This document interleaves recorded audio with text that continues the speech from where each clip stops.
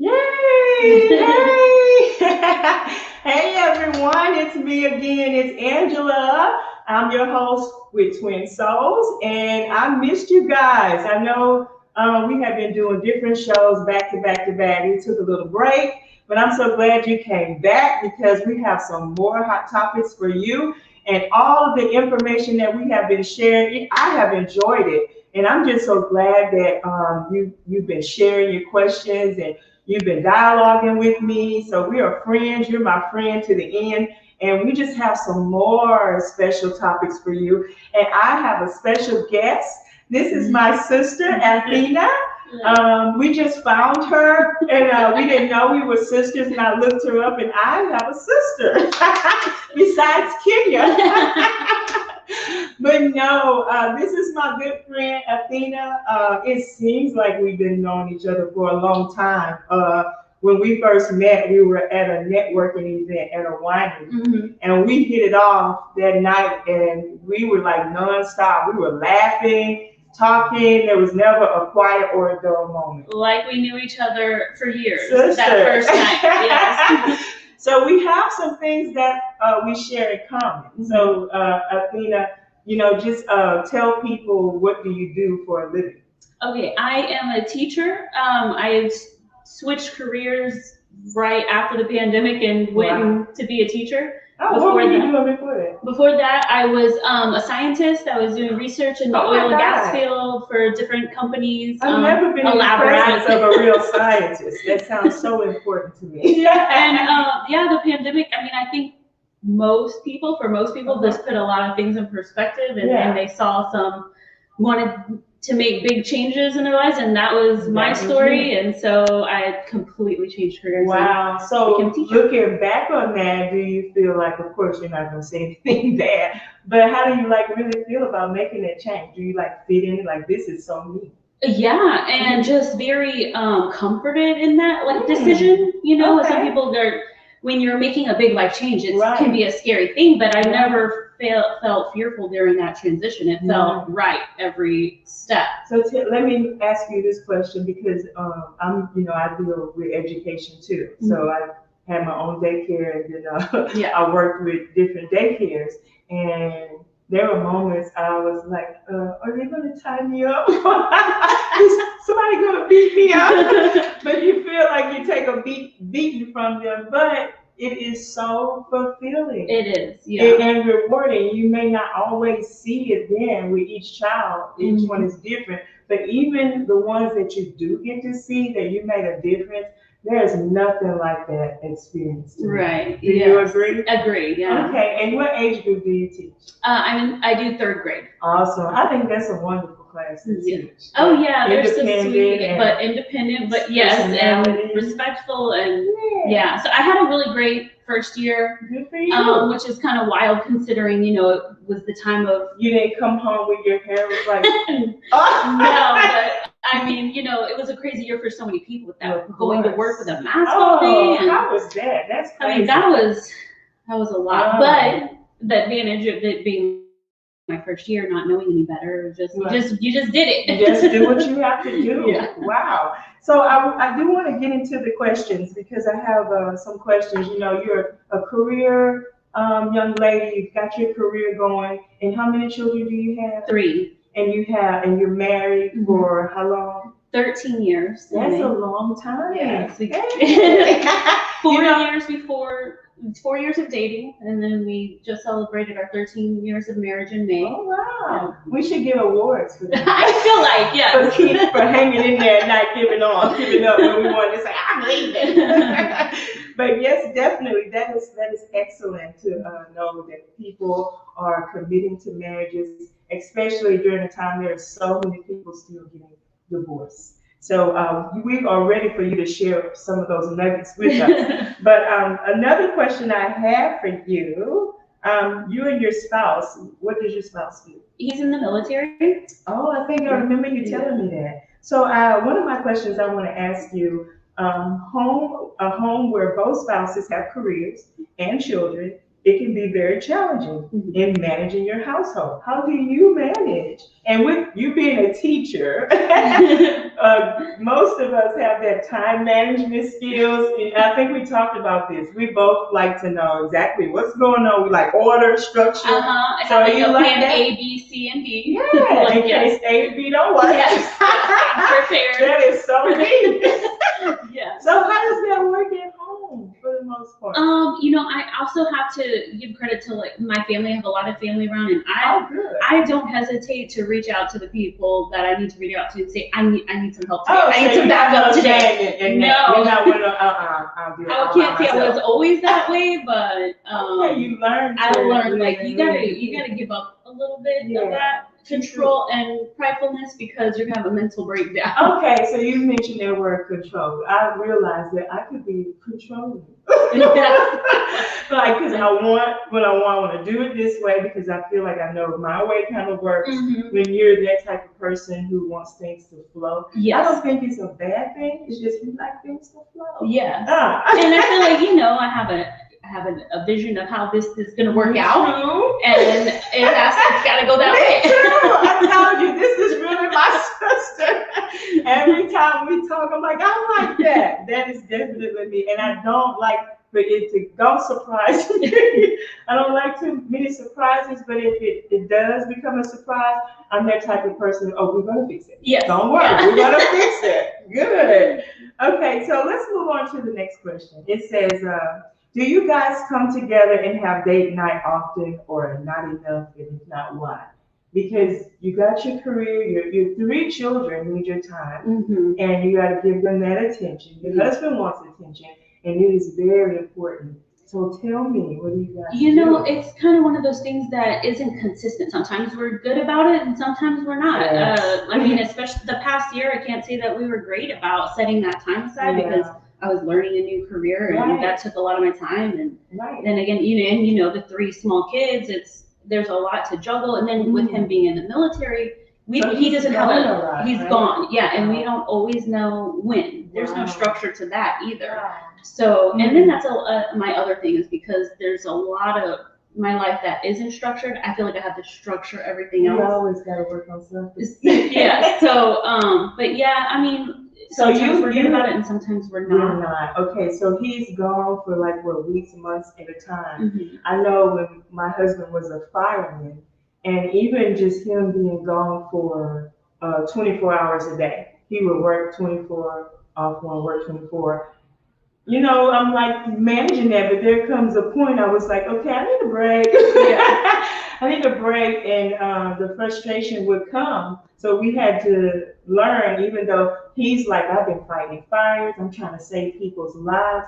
And I'm sure in his mind, he comes home, he wants to rest. In my mind, I'm like having to work, and I have the kids. I'm like, when I see you walk in the door, I wanted to instantly think, break. Yes, exactly. But I had to learn, we had to compromise. And that's what it sounds like you've learned to do. Because I'm sure 13 years, you had to accept, okay, my husband is in the military. He's going to be gone. How can we work this out the minute he hits the door? Yes. And actually, we just had that conversation not so many months ago. I said, we've got to we got to see each other's sides here and come up with a plan. Because it was for a while, he'd go and be gone for months, and in those months, you have to, the game plan changes. The household runs differently because I'm doing it alone, and these things you have to let slide, and these things, so it changes. So when he comes home, he wasn't there for all of that change, and he wasn't he expects like, I'm home now, things to be normal. Well, they're not normal. They haven't been normal. What's the most he's been away?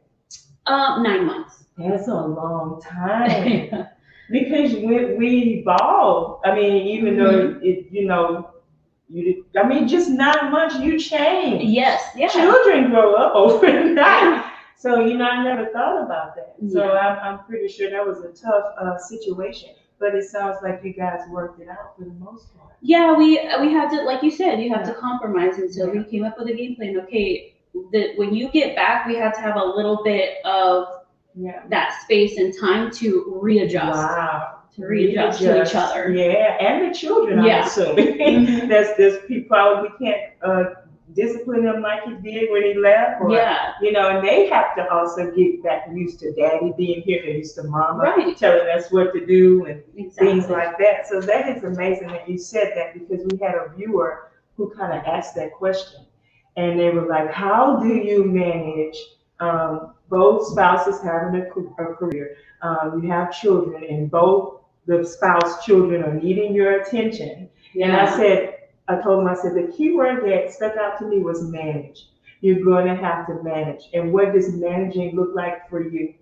So you may have to, like you said, you may have to go back and say, okay, can one of us kind of back off a little bit from the career? Or if you're not, if you're both going to stay in it full force, what can we do? Because he was like, how do you put in the time for your spouse? Yeah. And for me and my husband, like he said, we're not as consistent, but we come like, okay, we haven't done anything with each other for a minute. So we need to do that. I'm sorry. Yes. It's messing up. You want me to stop talking? Yes. Okay. I'm sorry. It's a lot there. Am I still live or I'm off? Because I was going to say it was a good practice. That was a good practice. It really was. Do you want me to just be quiet, tell you? Okay. Yeah, those, he's a young, they're a young couple, so my heart goes out to them. I'm like, oh my God, they're young with this. They've only been married a couple of years, 3-4 years maybe.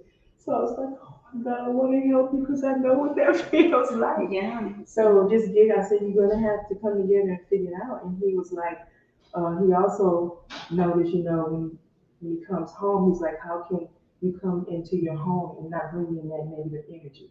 I was like, wow, that's amazing that you, at a young generation, asked that question. Most young generations it is what it is. I'm just angry. Just do it me, but he wants to correct it. And this was a male. And they usually don't ask questions.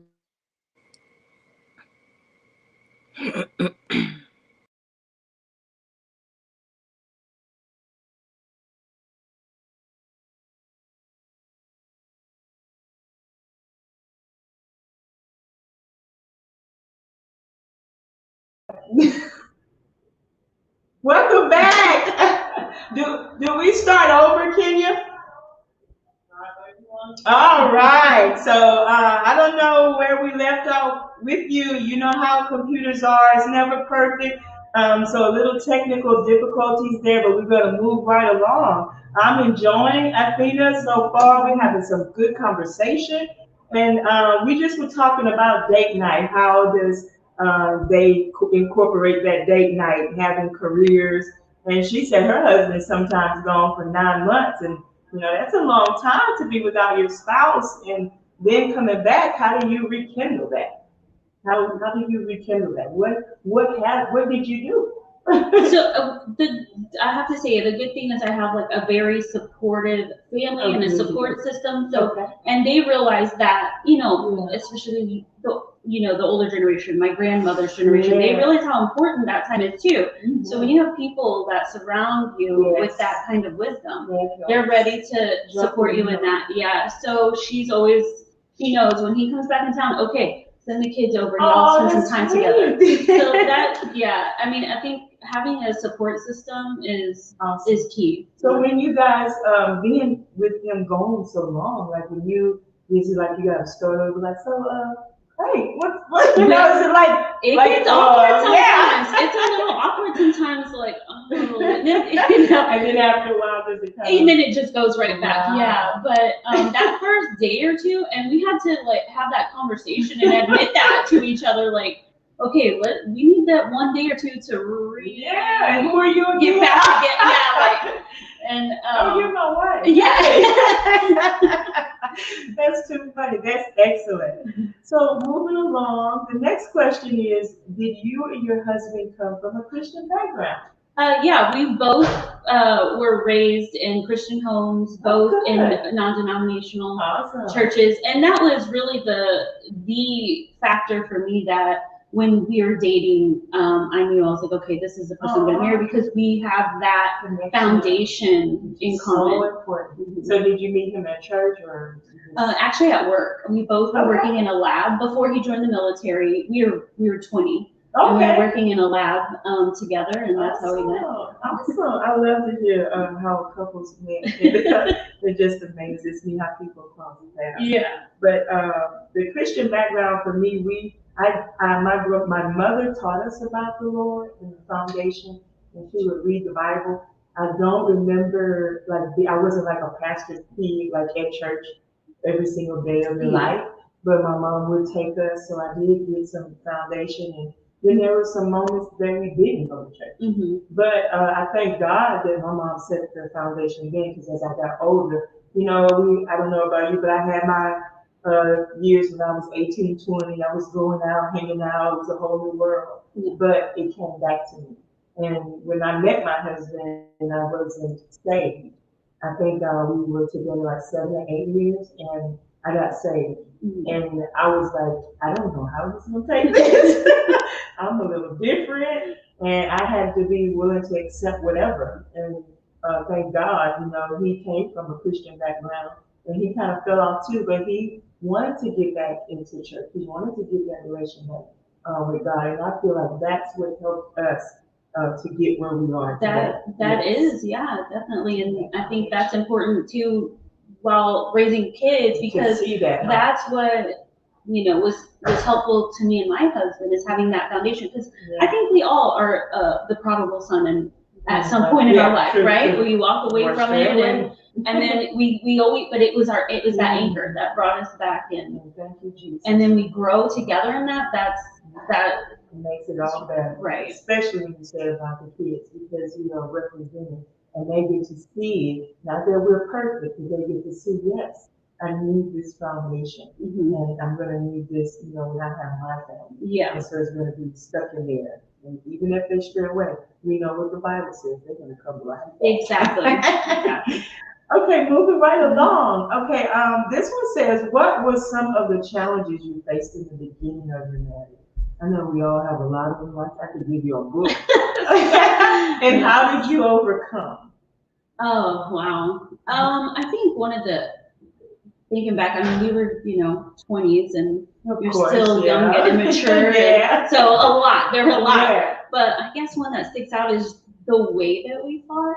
It was, or me more than my husband's, if I'm being honest, but it was like, it's to hurt, it was cutthroat. It was hurt. The arguments, it was to win. Right. And after years of, you learn to fight fair. Yeah. Mm-hmm. And you don't want that hurt, because that kind of hurt can last. And so. You kind of learn to fight fair. Yeah, I had to learn. Yes. Because you feel like I know what I'm talking about. You just listen. But the other thing I had to learn, that even if I don't win, or even if we didn't get it right off, there's nothing wrong with giving it some time to soak in. Yeah. Because I think when we come to an issue, we want it fixed right then and there. But sometimes fixing an issue just takes a little time for us to go and think about what we said. And then maybe if you see that it has been fixed, hey, we won.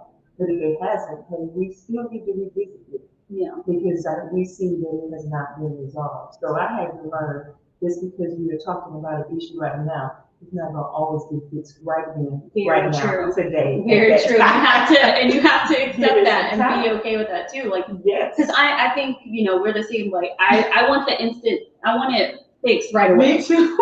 I'm an impatient person. I can be but that way too. You have to be, And I've learned that and thank God for my husband, I feel like their husband is the same way.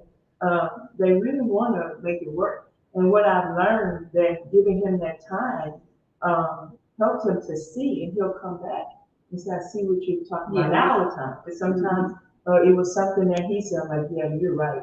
That takes a big person on both sides. And to see men, because sometimes men are just, hey, I'm not giving it. But to see a man able to say, you know what, I was wrong, and being a big person about it, that lets you know, we're gonna be okay. Yeah. We're gonna be Yeah, okay. And it took a lot of years also to just realize that so many things, so many arguments are because of miscommunication. Girl, I'm glad you said that. And I'm glad you said that. It took That's so true. And we're still learning how to properly communicate.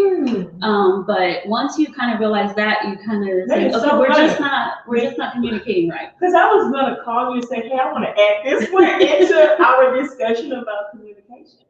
Because I realized that even one small word, if it does not go off right, it can mess up the whole thing. That is so true. And so we had to learn, because I like to communicate. And I was like, when we're talking, I'm like, still something's missing. We haven't gotten to the core of this, and something is still missing. Even one word, I'm like, even one word, even though, I told him, you may be thinking something in your head, you're gonna have, you may be assuming, I understand, and he would tell me the same thing. Yeah. You're assuming I know, and so I'm like, okay, we're right. Exactly. So instead of us talking about communication, let's talk about effective communication, where it's gonna work for both of us. Right. So I think that is probably one of the most problems that marriages have. They don't know how to communicate. Yes. And I can attest, we did not know how to communicate, and we had to revisit that and take our time and let's really think about this. And then before we walk away, do we solve something? Yeah. And that's important. Neither of us have I don't think we have great role models on how to communicate. And so it's taken us a long time, and we're still trying to figure out how the other one receives information, how the other one. Yeah. And so I remember telling my husband, because I'm like you, I can get upset and that voice level kind of goes up, especially when you're a teacher. Hey, everybody sit down. I need everybody to hear me. So that's who I am, especially when I'm trying to get a point across. So he'll say, why are you raising your voice? I'm like, you're right. So I'll realize it. And I'll say, okay, this is not a good time. I said, well, let's try to do this maybe tomorrow till I calm down and collect my thoughts and come back at this. And we'll come back to it and I'm a little more calm. But it's so funny though. But he'll say, why are you raising your voice? I'm like, you're right. I don't deny it now because I used to. I'm not raising my voice. I'm like, Angie, you're raising your voice. You're right. So I'm glad you raised that point. That is definitely a good point. We need to learn to communicate. Let me go to the next question. It says, in marriages, you always have one spouse stronger or weaker in one area. What is your strength or what is your weak area? I know my strength is in a crisis mode, which is kind of funny because he's military, expected to handle a crisis mode at home. But it's me out. When it comes to the kids, I think it's when it comes to the kids. If something has happened, I will be calm and just go into action, and he will freak out. Yeah, so it's different. So you're the one who's the survivor mode. I know what to do. What about him? Because we always compliment each other. Yes, he does he have a strong point or a weak point? His temperament is very mild. Yes, and I love to blame this on my Latin roots, but I will go off like this. I mean, something has mildly inconvenienced me, and I am upset. So with him, just nothing really upsets him to that point. Yeah, that's my husband. So I told you we're sisters. We found each other. That is definitely my husband. Do you have any other strengths that you want to share with him? I haven't really thought. But it's okay. We'll just mosey on. The next one says, in marriages, you always, well, I read that one. What is your view on marriage today? I mean, in this generation versus how you grew up, I heard you say you have a lot of family, old school, and they believe in helping family members. What is your view on marriage today versus how it was back then? What do you see, or what do you notice? That's a really great question. So I I guess I had two perspectives because Okay. so my parents divorced very young, and so I took that and I saw that and learned, had a lot of things of how I was going to be different to have a successful marriage. Right.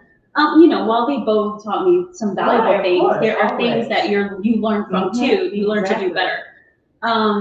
So then I have my grandparents, and her generation of you stuck it out no matter what. And I kind of agree with that as long as it's not, a dangerous situation. And that was also something that my husband believed too, and that he actually taught me too is love is not, a feeling. Right. It's not just all goodness. And we mentioned that in here. Yeah, and it was when he told me that, I was like, okay, this is my match. He said love is a commitment. Yes. It's a promise that you're going to be with each other no matter what. And I think that a lot of people don't know that now. No, that's why I was asking, because this generation, they go in with one foot in, one foot out. Yeah, it's just, and people are scared to go through. Mm-hmm. And they feel like if I go through something that's stressful,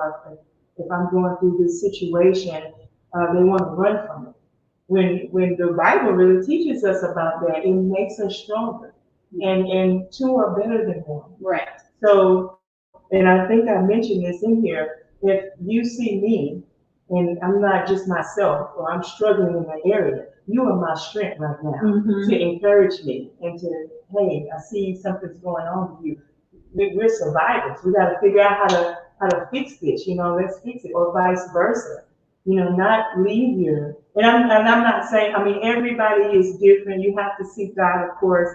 We're not talking about if someone cheats on you or whatever. Again, there are people who survive from that. Yeah. But we're just talking about issues, maybe about finances, issues about you not managing something, or whatever the case may be. We want to quickly run. Mm-hmm. So for me, what I've learned in this season, I have fallen more in love with my husband because of the struggle, because we overcame, and we pushed through that. And you didn't leave me when I wasn't myself, and I didn't leave you when you were yourself. So, just like that military mentality, when you fail, I'm not going to leave my partner. I'm not going to leave you to struggle and die. Come here. I got to save you. Right. And I save you or whatever. But I totally agree. Yeah, I know people, I've had friends, and when you hear them talk about love, and they talk about it in a way of feeling. Mm. Oh, this makes me, he makes me feel this. Mm. Well, feelings are inconsistent. Yeah. And so you can't build from an inconsistent. Right. So what do you feel when he's not being romantic? Right, exactly. Even if you're like, yeah. How do you feel? Mm-hmm. I agree with that. And to mention that, when you were talking about divorce, this is what I was telling you about.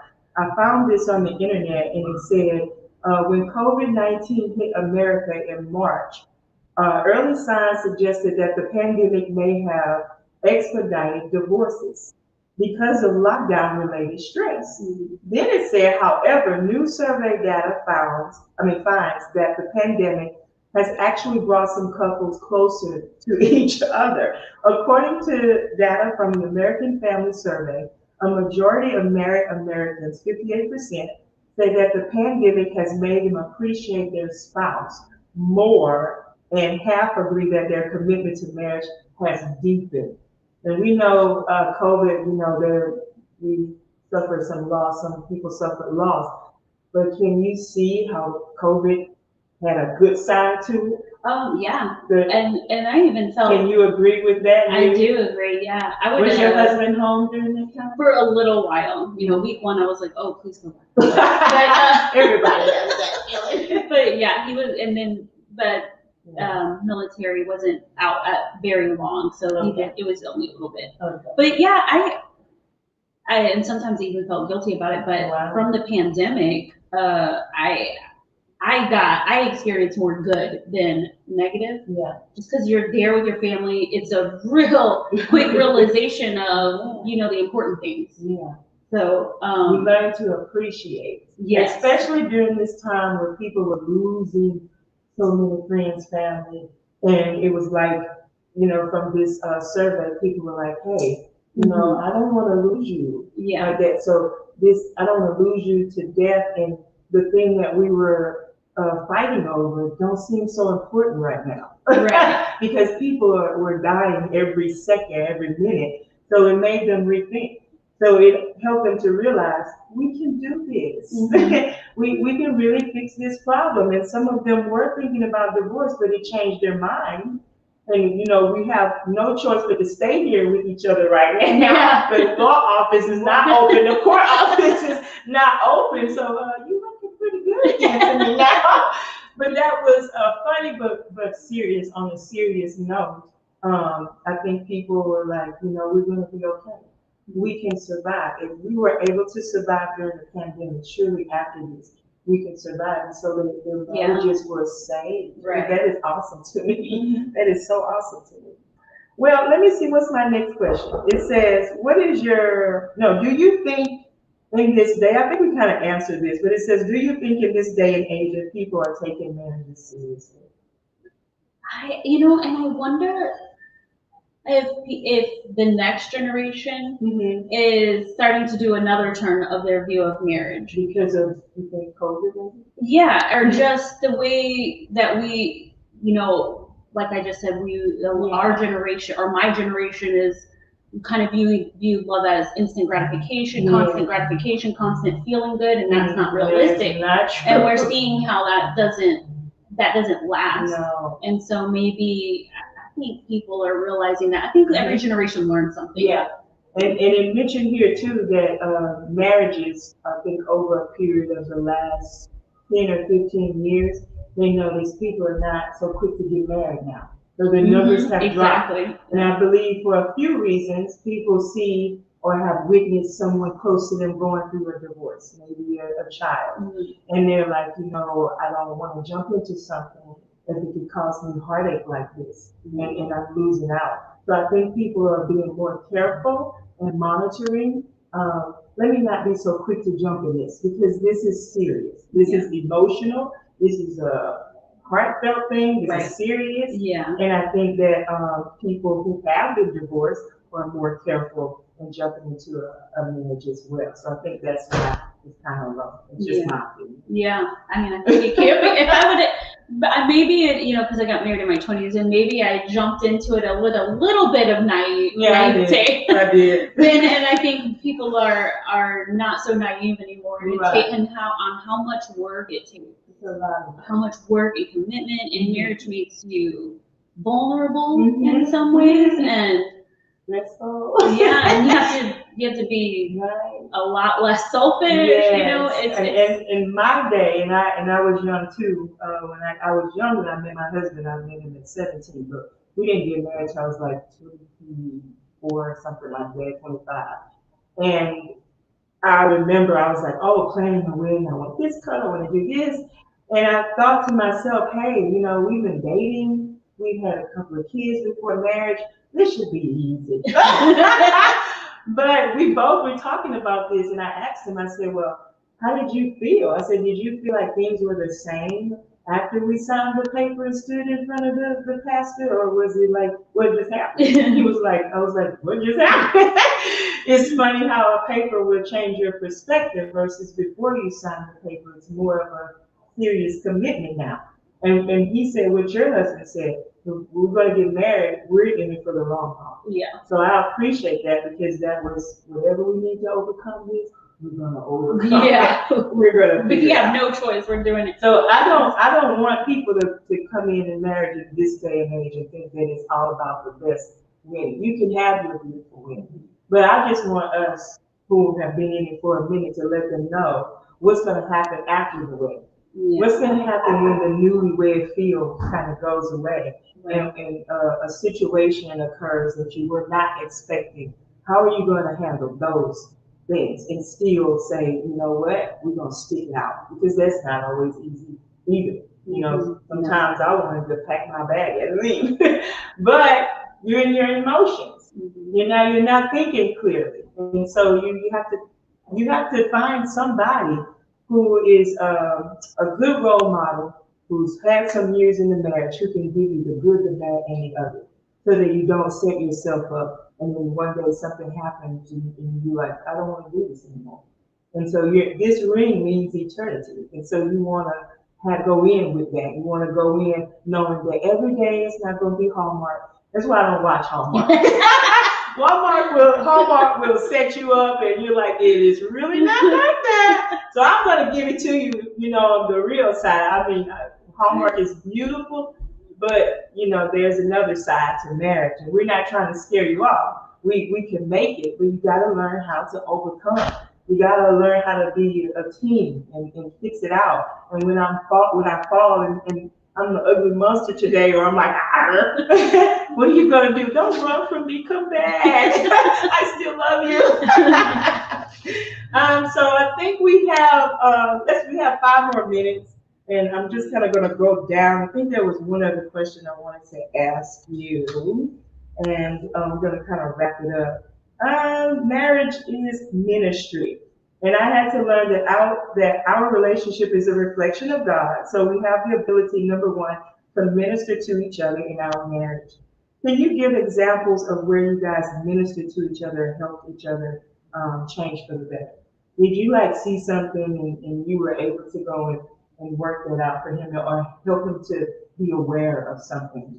I mean, I would say it was more the examples I can think of was him making me realize things. Okay. Him ministering to me. I mean, he's the one who taught me how to fight fair. Awesome. When we get in arguments and when we're not agreeing on something, to not respond immediately in anger. Yeah. And how that's not fair. And so I would say that was probably one of the biggest lessons that I've learned from him. That's good. Yeah. That's good. Me too. Yeah.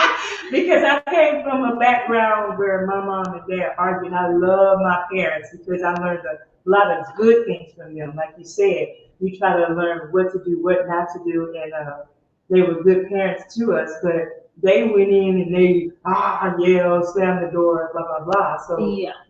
To express my anger, that's what I did. I slammed the door, scream and yell. But my husband was always calm. Yeah. And sometimes I would get mad because he was calm. But that just listening to him, and that evaluating him, it didn't do any good. It didn't help anything. So I had to learn, be calm. And I had to learn to say, okay, I'm getting a little frustrated now. This is not a good time. Let's try to talk about it the next day, which is good. Right. I have time to calm down. I have time to talk to the Lord. Jesus, your daughter's not acting right now. Help me, because I want to go off. And just listening from God and God giving you what to say or how to approach it better, we win. Yes. We win. And like you said, it's not fair to either one of us, to him or how you go at them. So peace is the most precious thing, and I love peace. Yes. And that you mentioned that, from that also, I had to recognize those moments in myself. Yeah. Instead of I had to stop and think, oh, I'm about to have one of those moments. Yeah. It's not a good time. Yeah. Don't talk to me. Give me 5 minutes. And I like that. Give me 5 minutes. My favorite was give me a minute. I'm gonna come talk to you when I'm ready. Yeah, and that's a good way to make everything easy peasy.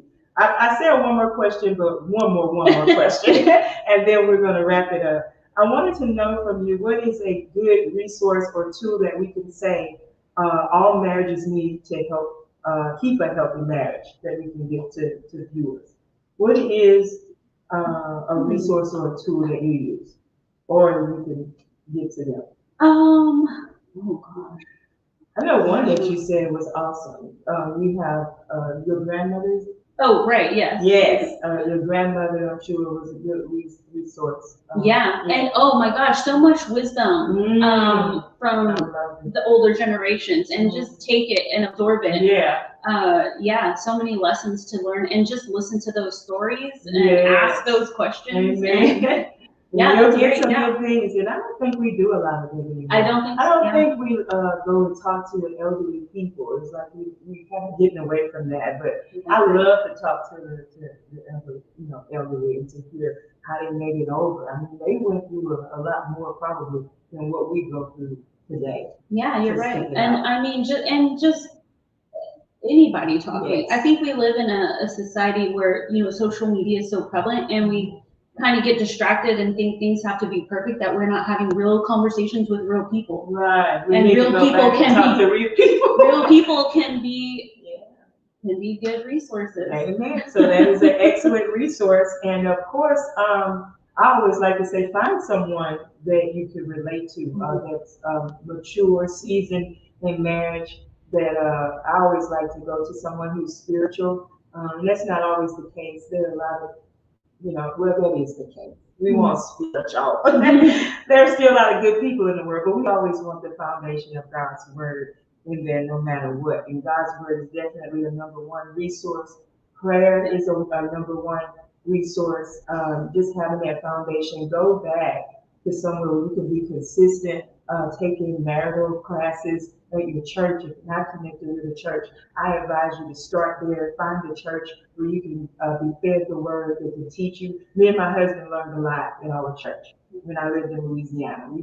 Whatever class they were having, the braces was there. So marriage classes that they had, Bible study, Sunday school, even though it's Sunday school Bible study, you can learn a lot that can still help your marriage. Describe to me in one word that describes your marriage. Oh gosh. Ever growing. Awesome. Me too.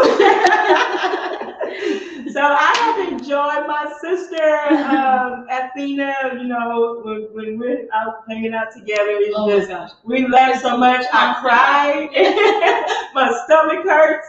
And so I'm just glad that God brought us together among some other friends that we have, and we just have a ball, we just really enjoy each other. So I'm just so thankful that you stepped out on faith. This is new for you, right? Yes. She's never been in front of a camera, and I don't know if I should believe her or not, because she did wonderful. And I hope and pray that you will come back and visit with us again. We have more topics we can talk about, like children. Yeah.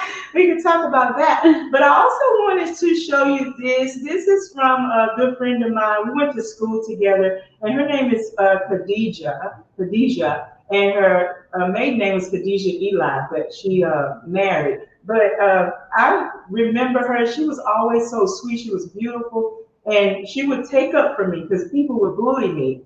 And I have a birthmark right here under my eye. So, I was young. I couldn't wear makeup. So it just stuck out sometime, and people would tease me, call me black eye, ring eye, whatever.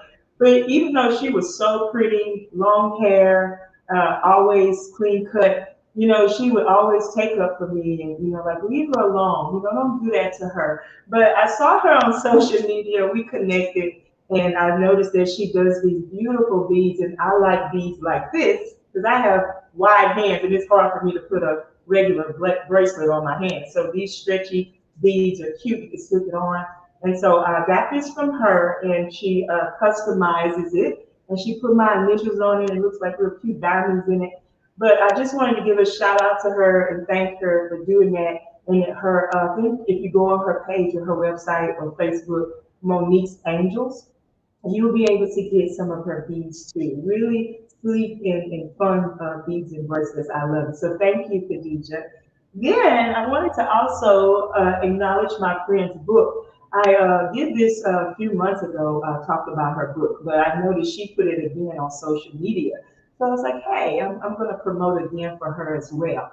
I'm not finished with it, but what I did read so far, this is a awesome book. I could feel the anointing as I was reading this book, and it's about her testimony. She went through a divorce, sadly, and she talks about that, how she overcame.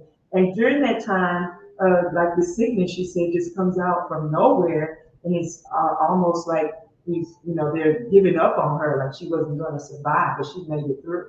And then she had a son. They were saying that he wasn't probably going to make it past a certain age, and he's like in his 20s, I think, and he's amazing. I think he's in school studying to be a pastor. So you have to read this book. It's called My Pursuit of Praise. Her name is Pastor LaShonda Sumler, and we'll have it posted somewhere on the website. I don't know if you can see it on the book.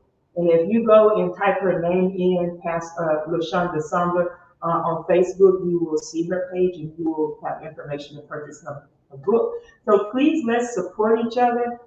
We can't do anything without each other. And so supporting each other makes a big difference. And so I'm big on that. I do what I can. So if you could just go on and support her book and just follow her. She's on social media as well. She does a lot of praying and intercessory prayer. She actually helped me during the time of my mother's sickness. Whenever I needed that prayer that picked me up, she would pray a powerful prayer for me and my sister, and my mother, and my family. And I thank God for her showing up in my life. I have not known her that long, but she's another person. I feel like I've known her for a long time. So I just thank God for the people He's placed in our lives. When I came here, I didn't know anybody but my sister-in-law, but I didn't really have friends. And so it just took time. So I thank God for the people who are in my life. I thank God for the friendship, and we don't want to stop there. I love friends. I love people. So I want you to promise me to do something now. I want you to promise me that you will make sure you get 5 people. I always say just 5 people out of your phone that you know that they are big on supporting people, and tell them, hey, go to my friend's YouTube page and subscribe to her YouTube channel, and make sure they click the subscribe button, because some people who are my age, I'm not all tech savvy. I just learned that you have to scroll up and there's a word that says subscribe there. I thought if you clicked on the hand, you were in, but you learn better, you do better. So just do that. Just support us, our show. We want to continue to get the word out to as many people as we can. And if you would like to be a guest on our show and you have a topic you would like to talk about, shoot me a text, email me, or message me on Facebook. I would love to hear your comments or your suggestions. So, I would love to keep you here. Everybody gets on me and say you go too long. I'm doing better because I used to go longer than this. So I hate to cut it short, but hey, I'm going to meet you back here. I think Kenya is coming up next, July 25th, and she has a topic that she wants to talk about on divorce and how she bounced back from that, and it can be done. And I'm pretty sure she's going to talk to you, what is dating and how does dating, look like. So I always love to hear her. So make sure you stay tuned for that. And I think I'm going to sign out, but I'm going to miss you guys. We love you. Thank you.